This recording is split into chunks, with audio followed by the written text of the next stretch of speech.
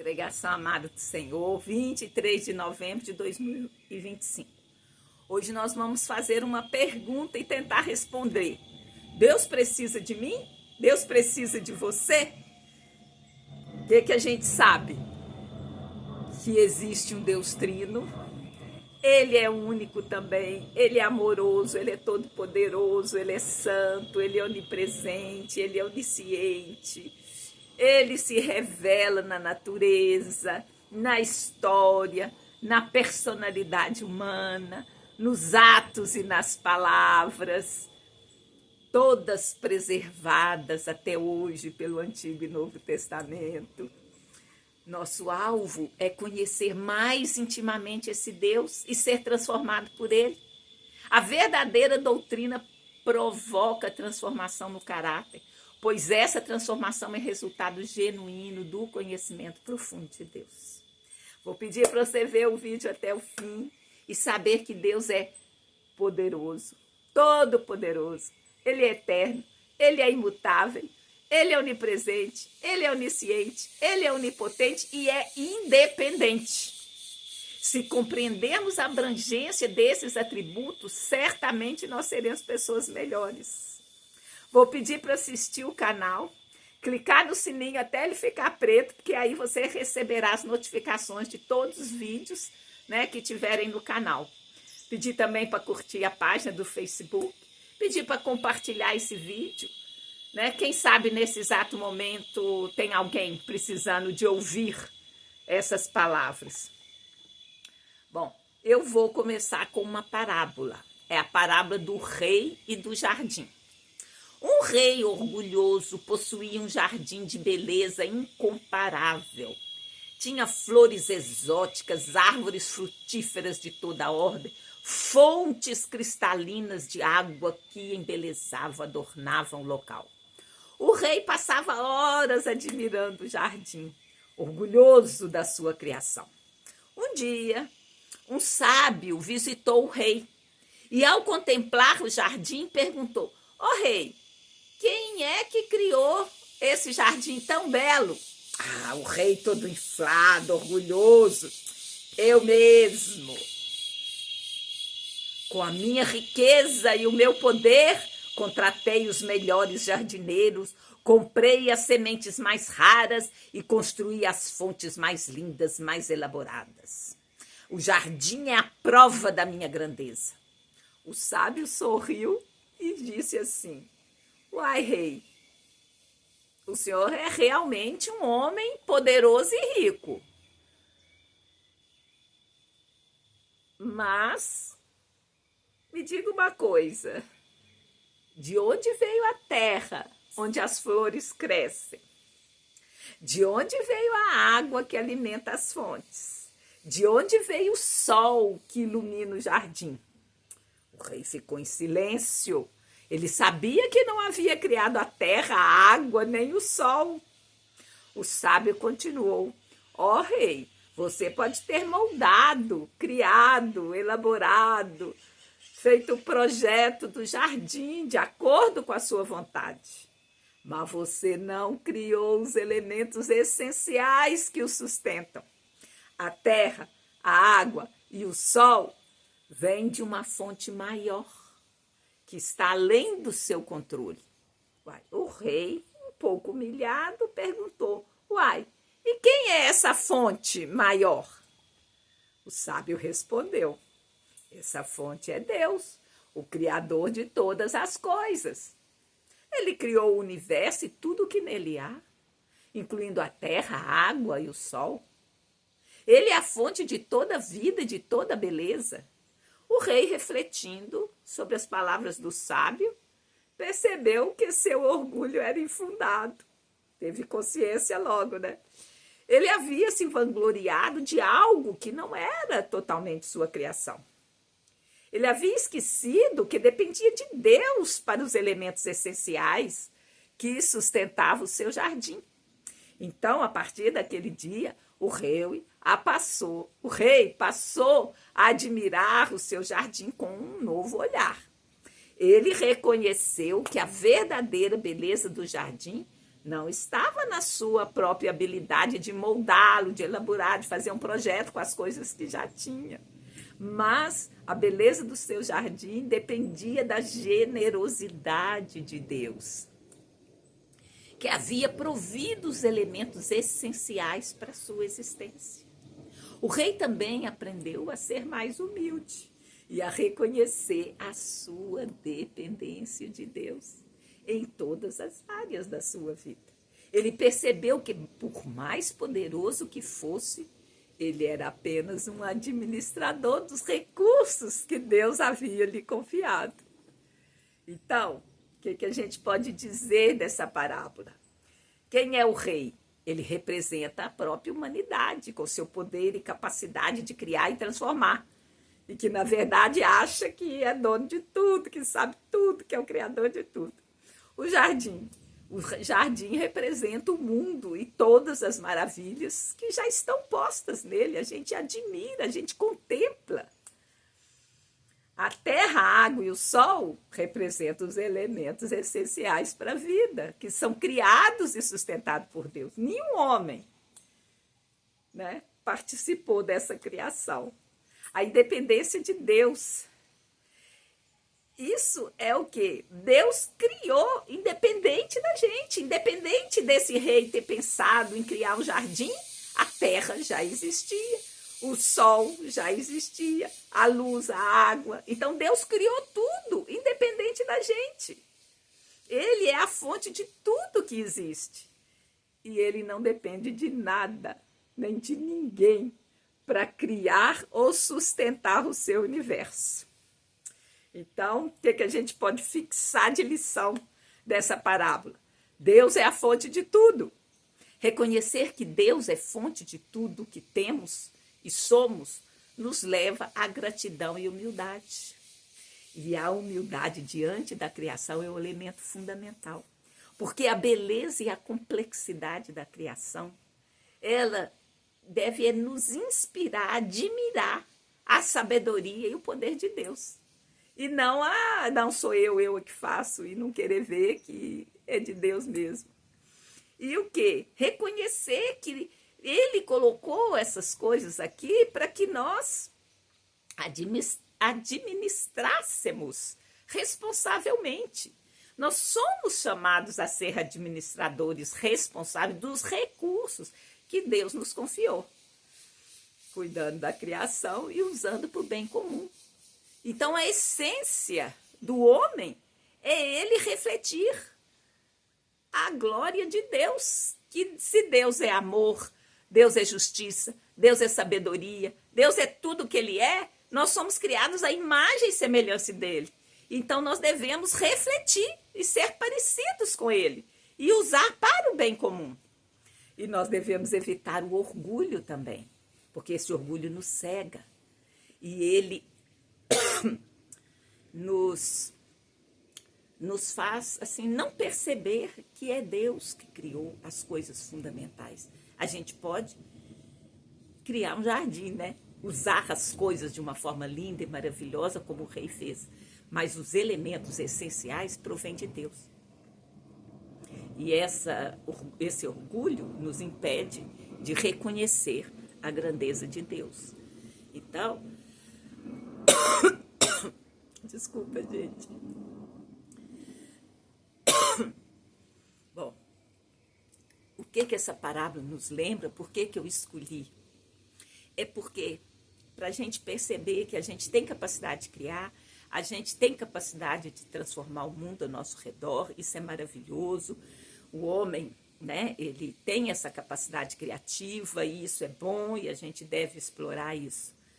Mas nós devemos reconhecer que dependemos de Deus, porque a vida, os elementos essenciais provêm dele, né?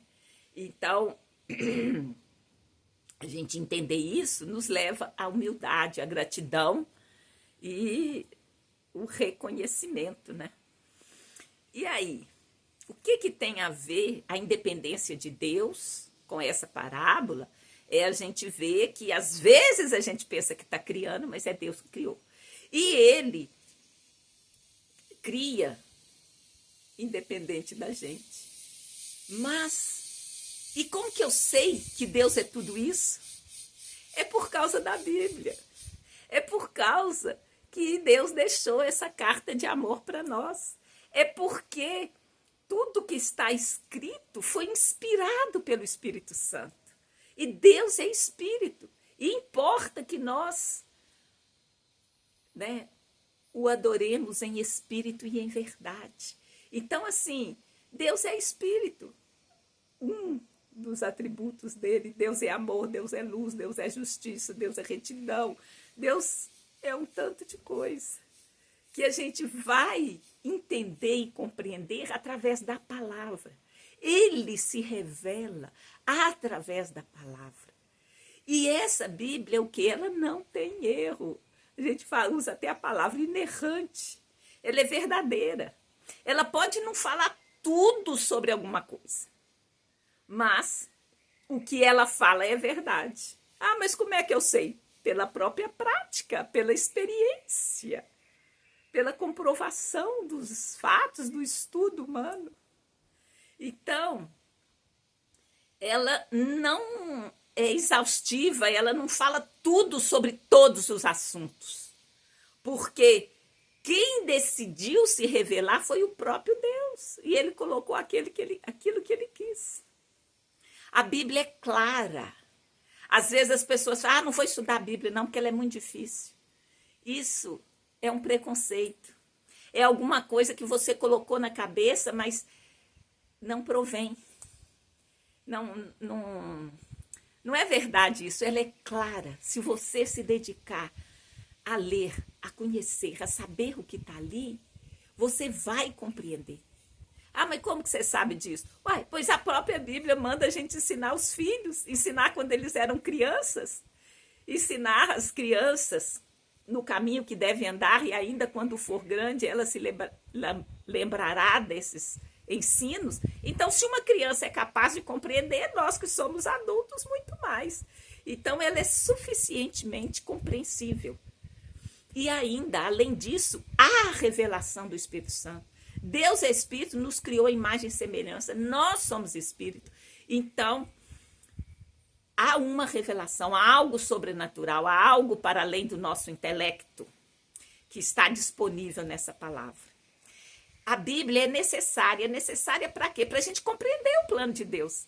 Se Deus mesmo, ele é independente, ele não precisa da gente, mas onde a gente entrou na história?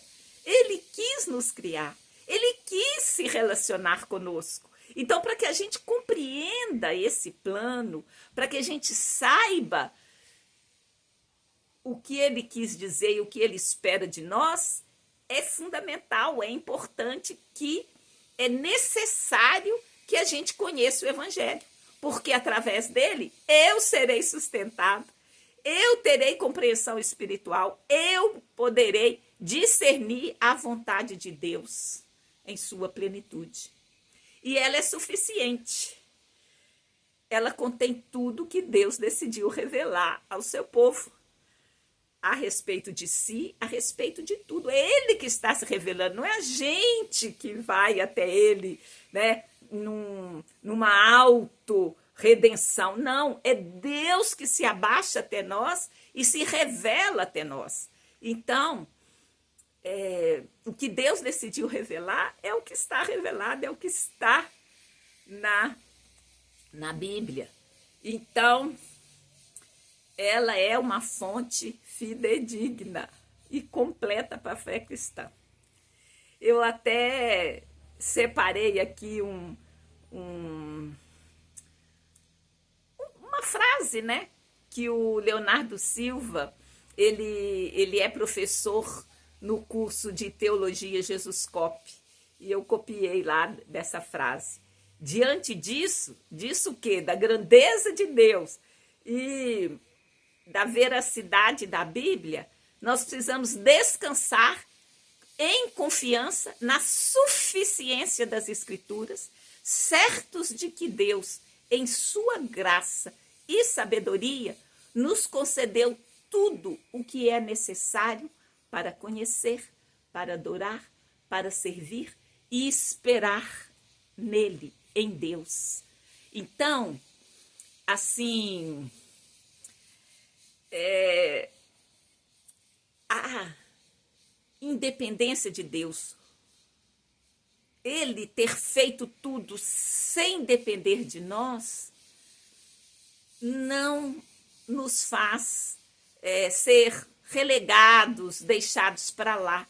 Ele mesmo, vocês lembram, lá no Éden, Gênesis, fala que Deus, na viração do dia, ele ia lá conversar com Adão. Então, assim, foi um desejo dele, ele quis nos criar para nos relacionar com ele. E eu separei alguns versos aqui que vai falar da grandeza de Deus, da sua independência. Em Atos 17, 24, está escrito: o Deus que fez o mundo e tudo que nele há, sendo o Senhor do céu e da terra, não habita em templos feitos por mãos de homens. Olha, eu já ouvi muita gente falar, não, Deus não existe, Deus é criação do homem. Você pode até achar, entendeu? Mas não tem como você negar a existência de um ser superior. As coisas não foram feitas por acaso. Quanto mais o cientista é honesto e correto, mais ele tem convicção e admite que há um Deus por trás, há uma engenharia intencional por trás de toda a criação, por trás do universo, tudo funciona encadeadamente, perfeitamente. Então, esse Deus, ele não habita em templos feitos por mãos de homens. Por mais que a gente queira fazer uma imagem e falar, esse é meu Deus, não funciona, não é assim que funciona. Então, ele fez o mundo e tudo que neles há. Ele é Senhor do céu e da terra, e não adianta você querer encaixotá-lo, né? E colocar ele em templos feitos por mãos de homens, porque ele não habita. Em Apocalipse 4:11 também está escrito: digno é, Senhor, de receber glória e honra e poder, porque tu criaste todas as coisas e por tua vontade são e foram criadas. Olha, ele colocou as coisas que ele criou para que pudéssemos administrar, usufruir delas, mas ele criou independente de nós. E o que? Ele nos criou para relacionar, mas também para que reconhecêssemos e dessemos glória e honra e poder a ele, pois ele é o criador de todas as coisas e é pela vontade dele que essas coisas foram criadas. Olha, e tem uma verdade incrível: Deus é espírito. Então, há uma parte imaterial que você não consegue pegar, não consegue medir, ele não é representado e ele não se apresenta em dimensão nenhuma da Terra. Deus é para além. O nosso intelecto, a nossa cognição não consegue compreender Deus na sua plenitude. Nunca o ser criado será maior do que o ser criador para poder compreendê-lo completamente. Então, ao nos criar a sua imagem e semelhança, nós também temos uma parte espiritual. E o nosso espírito, o Espírito Santo de Deus, que recriou o nosso espírito quando nós aceitamos Jesus, ele tem participação com Deus. Então, Deus está mais íntimo de você do que você tem consciência. Ele é mais íntimo de mim e de você do que eu, do meu próprio coração. É algo assim muito extraordinário, essa manifestação de Deus. E assim, eu separei mais alguns versículos para falar dessa grandeza de Deus. E o meu foco aqui é a independência. Mesmo que a gente ache que a gente é todo poderoso, nós não somos. Mas ele, na sua independência, ele não relegou o homem, ele criou o homem para se relacionar e ele atrai o homem. E ele foi capaz de enviar seu filho e E ele morreu na cruz para que você tivesse comunhão com ele novamente. Então, assim, olha o contraste. Salmo 145:3 diz assim: grande é o Senhor e muito digno de louvor, e a sua grandeza é insondável. Então, é impenetrável, completamente. Agora, olha só o que o mesmo Deus fala em 1 Coríntios 2, 9 e 10. Mas como está escrito, as coisas que olho não viu, e o ouvido não ouviu, e não subiram ao coração do homem, são as que Deus preparou para os que o amam. Mas Deus nolas revelou pelo seu Espírito, porque o Espírito penetra todas as coisas, ainda as profundezas de Deus. Olha que coisa extraordinária. Ele não precisa da gente. Ele fez tudo independente. Mas apraz a ele, aprove a ele criar o homem para se relacionar com ele. E tem prazer em preparar coisas que nem olho viu, nem ouvido ouviu, nem subiu ao coração do homem para aqueles que o amam. Olha que coisa extraordinária. E nós podemos, através do Espírito Santo, penetrar as profundezas de Deus. É algo extraordinário. Paulo também fala em Romanos 11:33. Ó profundidade das riquezas, tanto da sabedoria como do conhecimento de Deus. Quão insondáveis são os seus juízos e quão inescrutáveis os seus caminhos. Gente, é algo extraordinário. Então, assim, eu queria lembrar o caso de Naamã para tentar explicar o que é a gente, às vezes, fugir de uma resposta que está à nossa mão, de uma resposta simples, atrás de algo complicado, difícil. A gente, às vezes, o nosso orgulho não aceita a sugestão de Deus para a nossa vida ser melhor. Olha só o que aconteceu com Naamã. Ele era um capitão do exército sírio e ele tinha lepra. E a Síria tinha dominado a parte norte de Israel e levou cativo várias pessoas. E trabalhando na casa desse Naamã tinha uma menina. E quando ela soube do problema de lepra do Naamã, ela falou: lá na minha terra, lá em Israel, se você fosse lá, você ia encontrar com Eliseu, ele ia te curar. Aí ele falou assim: uai, se tem alguém que pode me curar, eu vou lá. E ele foi com toda a sua comitiva, né?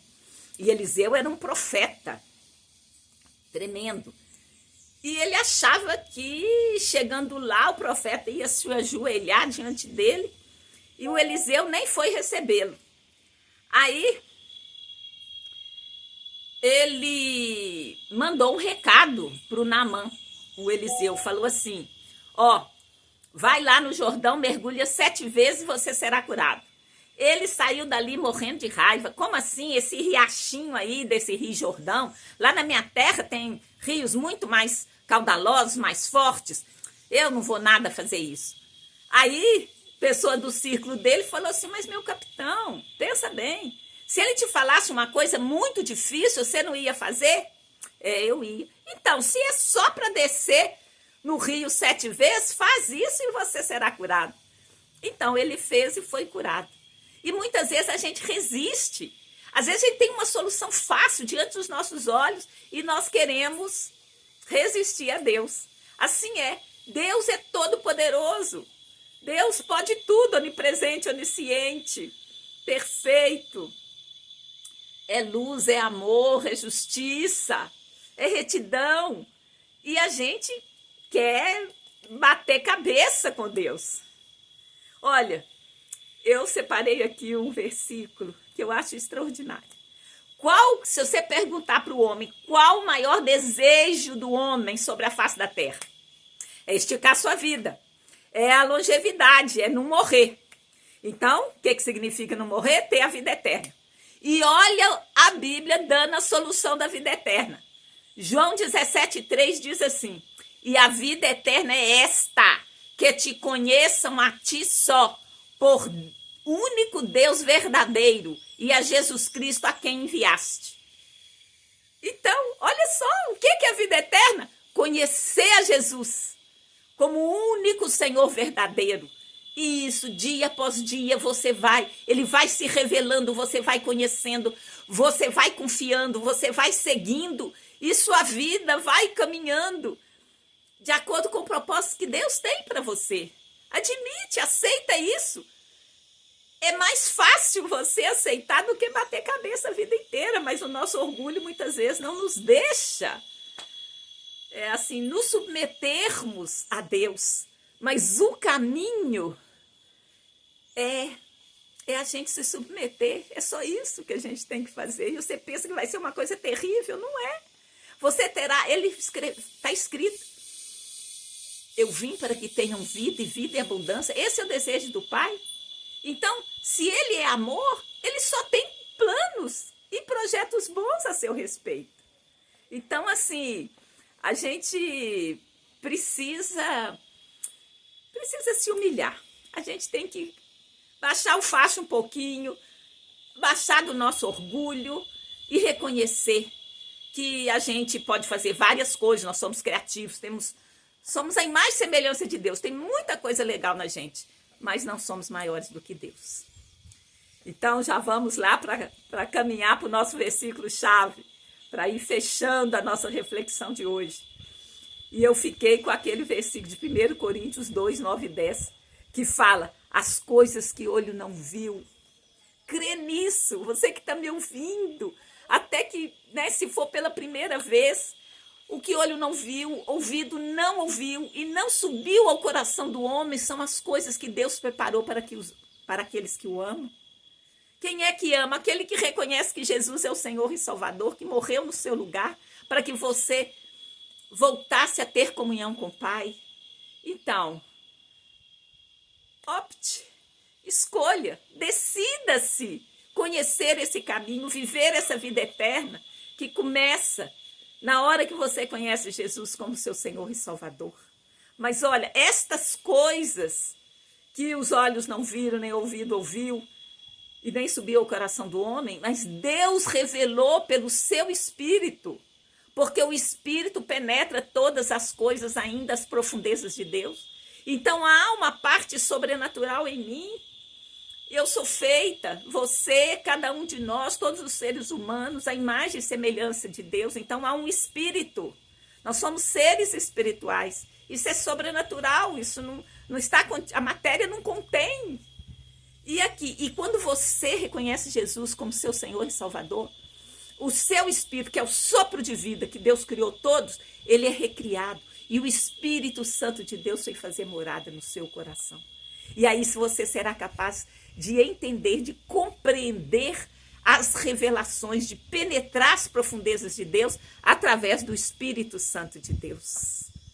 Então, gente, é extraordinário. Se eu pudesse, eu colocá-lo assim, no coração de cada um. Mas o Senhor é aquele que convida.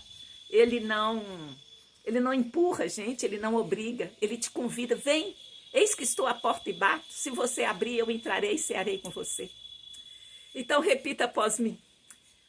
O Deus que fez o mundo e tudo que nele há, ele é Senhor do céu e da terra. Ele não habita em templos feitos por mãos humanas. Nós fomos feitos para o louvor da sua glória. Digno és, Senhor, de receber glória e honra e poder, porque tu criastes todas as coisas e por tua vontade são e foram criadas. Então, assim, eu vou falar uma conclusão aqui, Os atributos incomunicáveis de Deus, como a independência, a imutabilidade, revela que ele não precisa de nada nem ninguém, que ele é autossuficiente em seu poder, ele é imutável em sua essência, intransponível em seus propósitos, fiel e constante em suas promessas.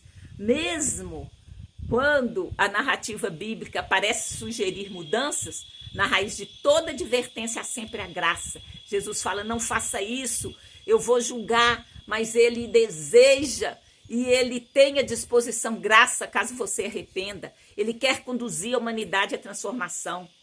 Então, Ele está convidando a cada um para compreender mais profundamente a perfeição de Deus, para se dar a conhecer através do relacionamento, através